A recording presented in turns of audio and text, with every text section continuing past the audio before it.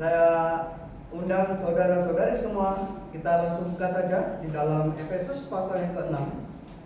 Efesus pasal yang ke-6 ayat yang ke-11 hingga ayat yang ke-18. Efesus pasal 6 ayat 11 hingga ayatnya yang ke-18.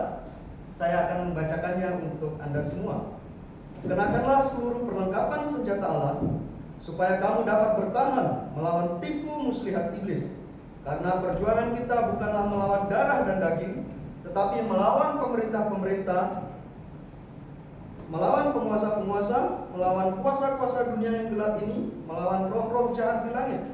Sebab itu, ambillah seluruh perlengkapan senjata Allah, supaya kamu dapat mengadakan perlawanan pada hari yang jahat itu, dan tetap berdiri sesudah kamu menyelesaikan segala sesuatu. Jadi, berdirilah tegak, berikat pinggangkan kebenaran, dan berbaju sirahkan keadilan. Kakimu berkasutkan kerelaan untuk memberitakan Injil damai sejahtera. Dalam segala keadaan pergunakanlah perisai iman, sebab dengan perisai itu kamu akan dapat memadamkan semua panah api dari si jahat. Dan terimalah ketopong keselamatan dan pedang roh, yaitu firman Allah. Dengan segala doa dan permohonan, berdoalah setiap waktu di dalam roh, dan berjaga-jagalah di dalam doamu itu dengan permohonan yang tak putus-putusnya untuk semua orang kudus. Dalam berbagai aspek, orang Kristen dituntut untuk selalu waspada, karena dalam peperangan hanya akan terjadi dua kemungkinan terhadap masing-masing pihak, yaitu keadaannya hidup atau keadaannya binasa. Orang yang binasa di sini artinya bukan hanya binasa secara jasmani, tetapi juga binasa secara rohani dan tidak ada jalan keluarnya. Sebagai orang yang percaya kepada Kristus, kita seringkali menghadapi pertempuran-pertempuran nyata, melawan penguasa-penguasa di udara, melawan roh-roh jahat yang tidak bisa kita lihat. Inilah sebabnya kita tidak bisa menggunakan kekuatan diri kita sendiri untuk melawan lawan kita yang tidak terlihat. Oleh sebab itu, kita dipanggil untuk menggunakan perlengkapan senjata Allah. Perlengkapan senjata Allah bukanlah seperti senapan atau bom buatan manusia, karena lawan kita tidak terlihat. Oleh karena itu, senjata yang kita gunakan adalah senjata rohani. Tetapi mengapa perlu kita menggunakan senjata Allah? Karena kita harus melawan godaan musuh yang tidak terlihat itu. Itulah sebabnya penting bagi kita untuk mengenakan perlengkapan senjata yang telah diberikan Allah kepada kita. Namun, apa saja yang termasuk menjadi perlengkapan senjata Allah?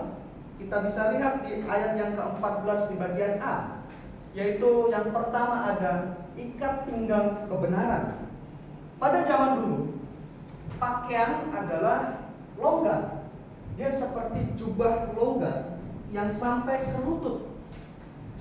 Oleh sebab itu, biasanya diperlukan tali untuk mengikat pinggang atau sebuah sabuk untuk ketika mengejar musuh akan terasa lebih mudah, akan terasa lebih bisa energik seperti itu. Nah, kita harus sadar kenapa ini disebut ikat pinggang kebenaran. Karena kadang gerak langkah kaki kita untuk maju seringkali terganggu oleh kemunafikan, dan juga seringkali disebabkan oleh kepura-puraan karena tidak hidup dalam kebenaran. Maka itu, jika kita mau jadi orang Kristen yang sejati, hendaklah kita berikat pinggangkan kebenaran. Ketika kita dilingkari oleh kebenaran, maka kita itu tandanya senantiasa hidup dalam kebenaran. Darah Kristuslah yang menyucikan kita supaya menjadi orang benar. Lalu perlengkapan senjata Allah yang berikutnya kita bisa baca di situ. Itu ada berbaju sirahkan keadilan. Seperti kita tahu, baju sirah adalah seperti sebuah rompi logam. Rompi logam yang melindungi dada, jantung, hati, dan organ-organ penting lainnya. Iblis seringkali menyerang bagian hati kita.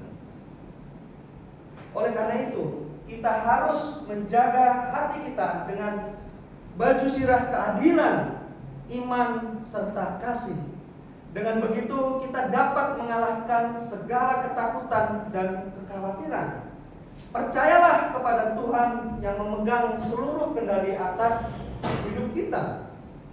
Tetapi kita juga harus paham dan sadari ketika iblis sering menyerang hati kita. Kita harus tahu bahwa iblis juga sering menyerang hati kita dengan menaburkan benih-benih kebencian dalam hati kita, sehingga kita mengalami kepahitan ataupun kekecewaan. Tetapi asal kita menjaga hati, maka kita akan berespons positif seperti Yesus. Membalas jahat dengan yang baik, itu akan membuat kebencian kita hilang dari hati kita, dan kasih yang menang di dalam hidup kita. Bagian Alkitab lain telah menjelaskan hal ini di dalam Amsal pasal 4 ayat 23. Di situ tertulis, jagalah hatimu dengan segala kewaspadaan, karena dari situlah terpancar kehidupan. Dan di 1 Tesalonika 5 ayat 8 juga telah menjelaskan kepada kita untuk senantiasa berbaju sirahkan iman dan kasih. Lalu yang ketiga, perlengkapan senjata Allah yang berikutnya. Ada apa, saudara-saudara? Yaitu kasut kerelaan. Kasut adalah sandal kulit yang diikat dengan tali ke kaki sampai ke setengah betis. Tujuannya adalah untuk prajurit-prajurit zaman dahulu bergerak lebih cepat dan sampai bisa menempuh jarak yang lebih jauh. Perang zaman dulu, Bapak Ibu Saudara-saudari, kalau prajurit sedang tidur, tidak diperbolehkan para prajurit ini melepaskan sepatu atau kasutnya. Tujuannya apa? Agar ketika tiba-tiba musuh menyerang, prajurit-prajurit itu sudah siap sedia dan tidak bingung lagi mencari mana sepatu saya, mana ini alas kaki saya. Tidak bingung lagi. Lalu apa korelasinya dengan kita yang menggunakan perlengkapan senjata Allah ini? Yaitu Tuhan Yesus Kristus mau supaya kita siap sedia, setiap saat kita siap sedia memberitakan Injil dengan kerelaan hati kita. Karena orang Kristen yang menang adalah orang Kristen yang mempunyai kesaksian.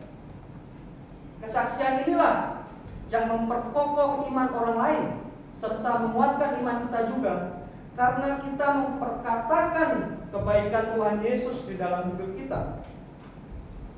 Daripada memakai mulut kita untuk menjelekkan orang atau untuk mengucapkan dusta, beritakanlah firman untuk kemuliaan nama Tuhan. Di 2 Timotius pasal 4 ayat 2 juga menjelaskan kepada kita di situ untuk memberitakan firman siap sedia, baik atau tidak baik waktunya. Ini adalah poin dari kasut kerelaan. Lalu perlengkapan senjata Allah yang lain, kita bisa lihat di situ ada perisai iman di ayat yang ke-16. Perisai iman ini adalah bagaikan sebuah tameng yang melindungi kita dari panah api si jahat. Iblis seringkali menggunakan panah apinya melalui godaan.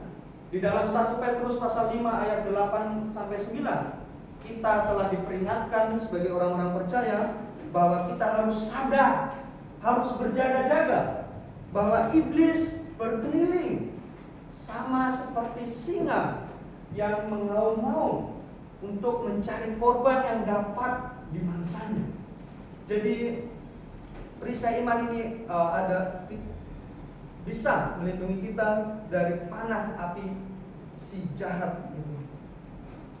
Lalu yang berikutnya kita bisa lihat di dalam Alkitab kita, di dalam Efesus pasal 6 ayat yang ke-17a, yaitu dan terimalah ketopong keselamatan. Ya, ketopong dalam perangan ini merupakan seperti sebuah topi atau pelindung kepala. Itu fungsinya untuk melindungi kepala. Jadi dia seperti helm seperti itu. Nah, tetapi korelasinya dalam perlengkapan senjata Allah ini adalah ini berbicara tentang pikiran kita, berbicara tentang melindungi pikiran. Karena medan pertempuran yang paling berat ada di dalam pikiran kita. Dosa seringkali kita renungkan, kita pikirkan, dan akhirnya menjadi kenyataan. Oh, Bapak Ibu Saudara-saudari, medan pertempuran paling berat adalah ada di dalam pikiran kita. Kita harus berjaga-jaga, kita harus hati-hati. Kemenangan dalam pikiran juga akan menentukan kemenangan dalam bidang-bidang lainnya. Kita juga harus berketopongkan keselamatan, yaitu sikap tenang, menantikan satu hal yang baik yang akan terjadi dalam hidup kita sesuai janji-janji Allah di dalam Alkitab. Buanglah pikiran negatif, miliki pikiran Kristus.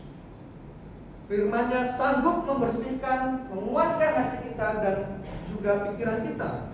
Roma pasal 8 ayat 28 membantu kita menjelaskan hal ini. Menjelaskan untuk tahu bila Allah turut bekerja dalam segala sesuatu untuk mendatangkan kebaikan. Lalu perlengkapan senjata Allah yang berikutnya adalah pedang roh, yaitu firman Allah. Pedang roh ini adalah senjata yang sifatnya untuk menyerang. Karena pertahanan yang terbaik adalah dengan cara kita menyerang. Tetapi menyerang seperti apa? Yaitu kita harus memperkatakan firman Allah itu waktu kita membaca, merenungkan dan melakukannya. Seperti sewaktu Yesus ada di padang gurun, dia dicobai oleh iblis sebanyak 3 kali, tetapi Yesus menang karena memperkatakan firman. Ucapkanlah firman dengan teguh hati dan sesuai dengan kebenaran firman-Nya. Perlengkapan senjata inilah, beberapa perlengkapan senjata inilah yang akan membuat orang Kristen tetap bertahan dalam tantangan seberat apapun. Namun ada perlengkapan senjata yang lain yang seringkali dilupakan oleh orang Kristen, yaitu di ayat yang ke-18. Dengan segala doa dan permohonan berdoalah setiap waktu di dalam roh, dan berjaga-jagalah di dalam doamu itu dengan permohonan yang tak putus-putusnya untuk semua orang kudus. Jadilah orang-orang Kristen yang kuat secara rohani, teguh di dalam iman, serta berkemenangan.